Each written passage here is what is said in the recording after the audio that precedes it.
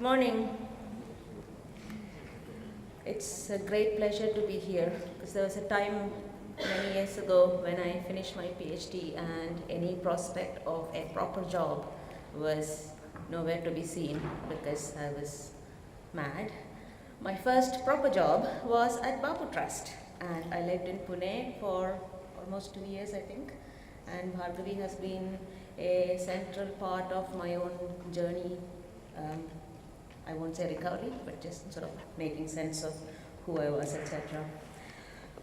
So we've been asked to talk about personal critical responses, and I think that's the only bit of personal bit that I'll be talking about here today, because I want to talk about the idea of personal is political. That message from the women's movement has been central, I think, to people who've been involved within the user-survivor movement, and for people who will already mention that, responses are collective, not just personal. So I will be talking about that. So there won't be any recovery pathways or plans, but I will be talking about socio-political activism, especially from the point of view of having been living in the UK for the last 14 years and being part of a kind of a subsection, let's say, of the survivor movement, and that is of black and minority ethnic communities in the UK.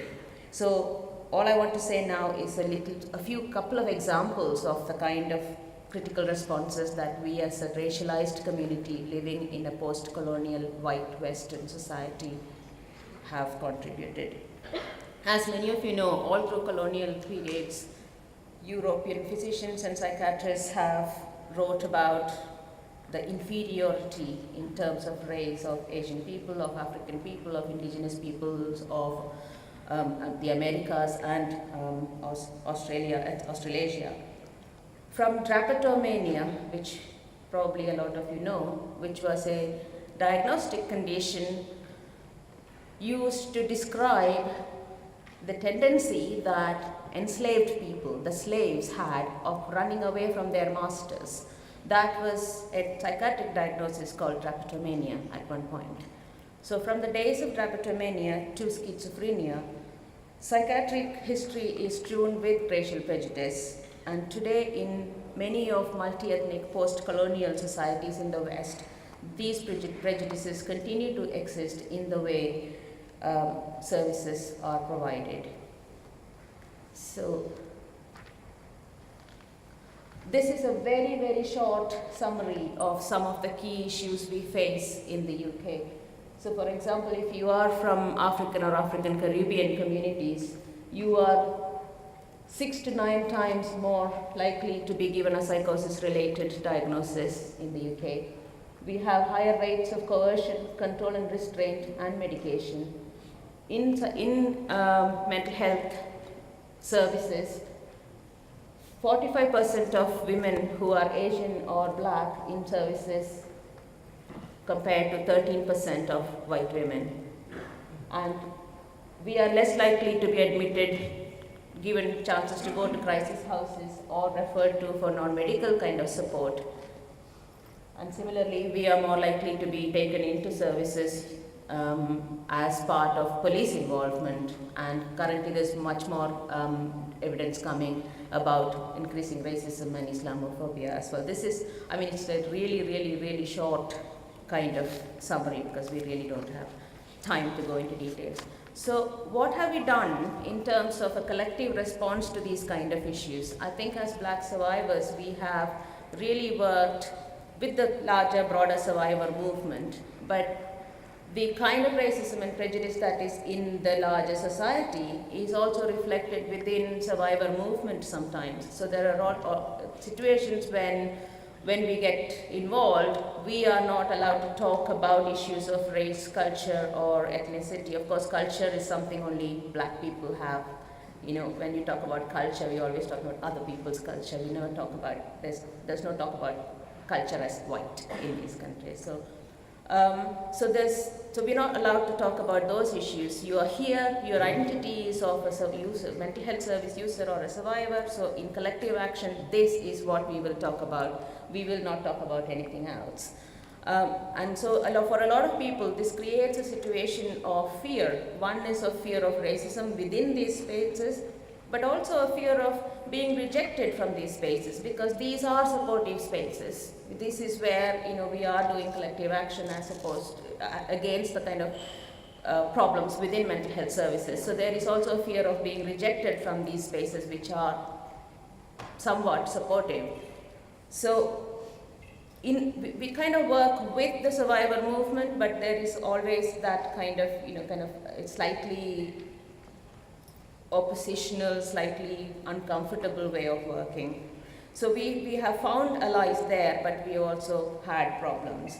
A second kind of political action where we have found allies is the anti-racism struggles. So there's several political movements where the structural racism within the society is being addressed, and within that the issues of racism within mental health services and psychiatry are also addressed.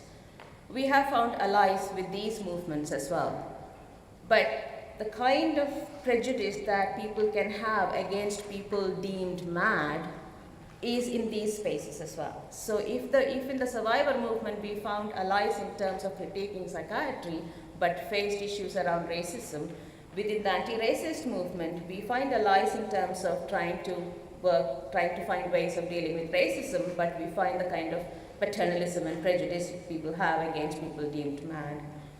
There's also a third space, which I only recently started thinking quite critically about, and that's very important for the gathering here today. And that is the scene of what can be called the progressive alternatives.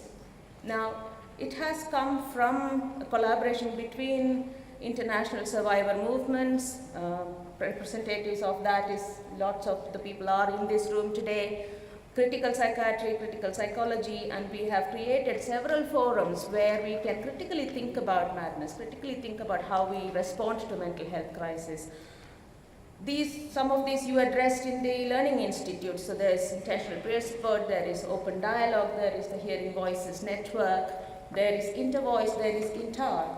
One of the reasons why today is important for me is that this is the first time I, as a Black survivor, has ever been invited into one of these progressive alternative forums. And I'm very glad to be here today with two other representatives from our movement, Dominic, who is chairing with me, and Renuka, who is sitting there. For us, this is an important occasion.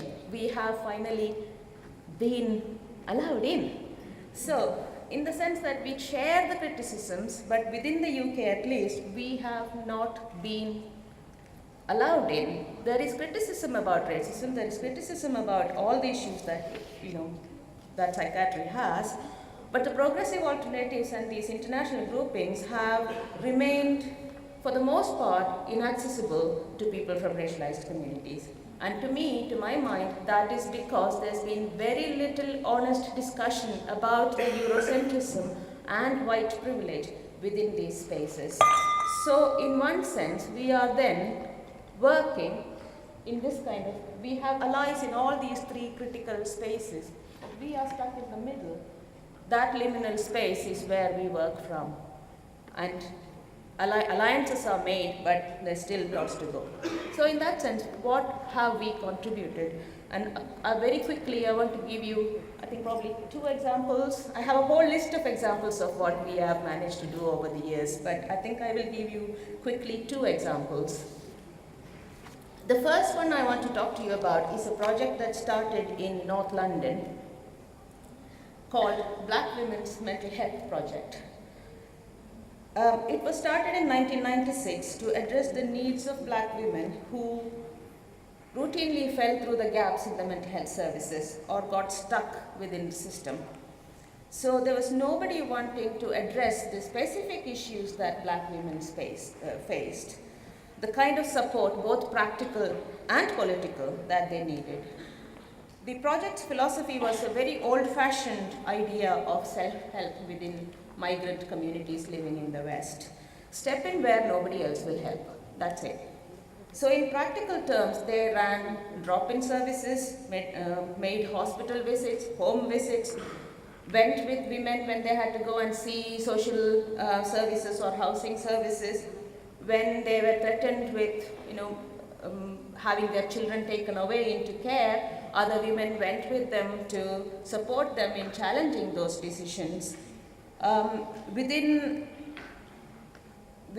hospital wards, when they didn't have any access to basic health and hygiene products, they made packages and took them into wards.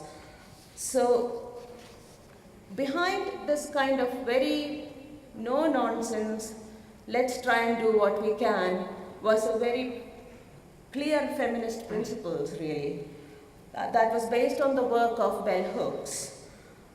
And bell hooks considers self-care to be a political act, not just a personal act. So healing, hope, looking after yourself, etc. is not just a personal thing for black women, it is a political act. And that's exactly what this project tried to do.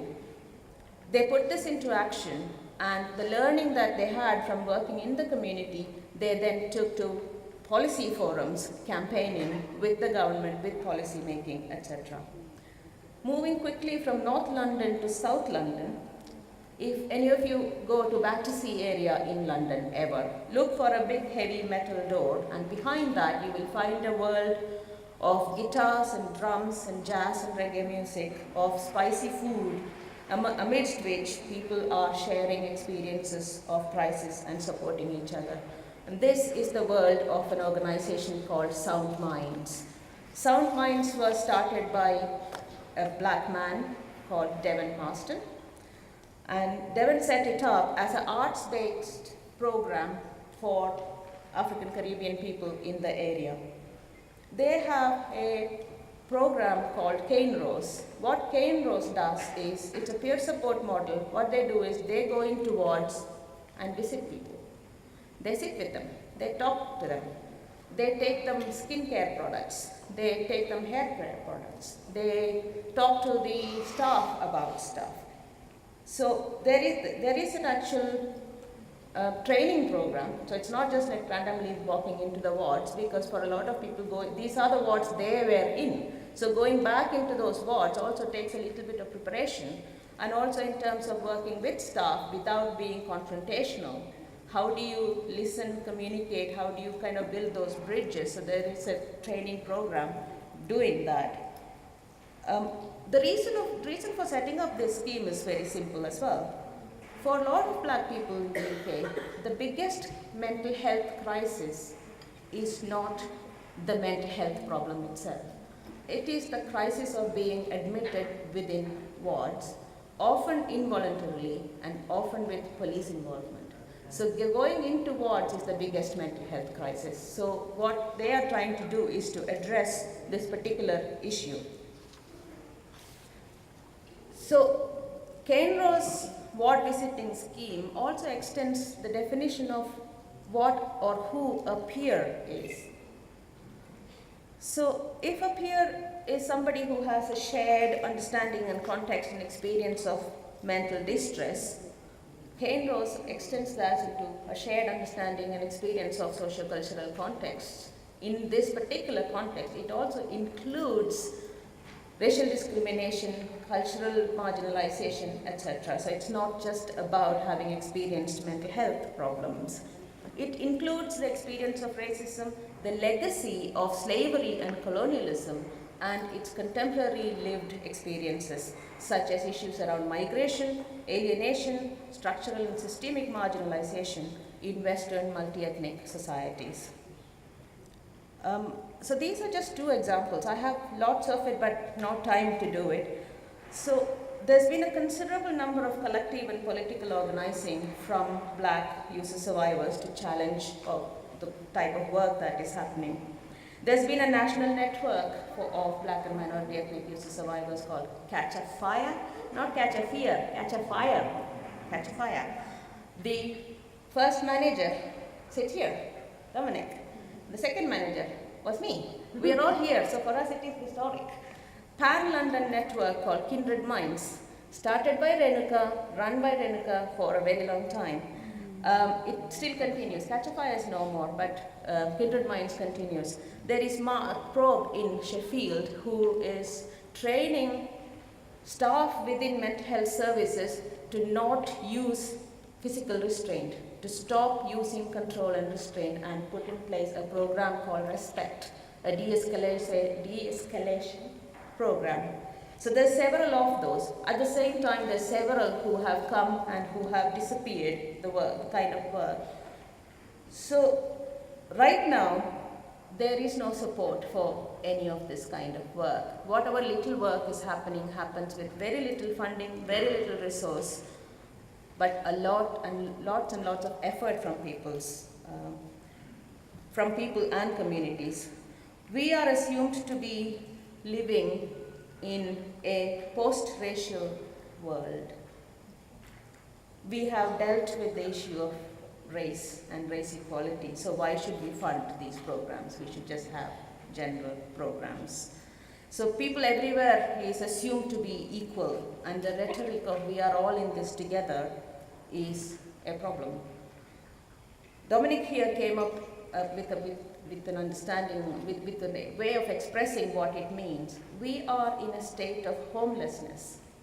We work with each of these critical communities of the survival movement, the progressive alternatives, the anti-racism movements, and with lots of organizations, but we don't really have a home. But homeless people don't disappear. Homeless people continue to exist, and similarly, we continue to exist. We continue to do the kind of work we are able to do, to the extent that we are able to do it. So there are several reasons for it as well, why this situation has come about. In the late 90s, a young black man by the name of David Bennett was killed in one of the psychiatric hospitals due to restraint.